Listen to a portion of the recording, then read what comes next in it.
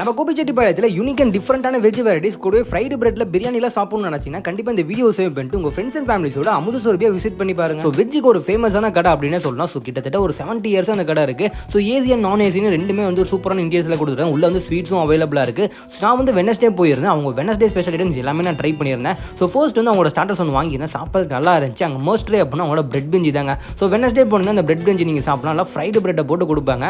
So அதுக்கப்புறம் பார்த்தீங்கன்னா நான் அண்ட் பன்னீர் புர்ஜி மசாலா கொடுத்துருந்தாங்க.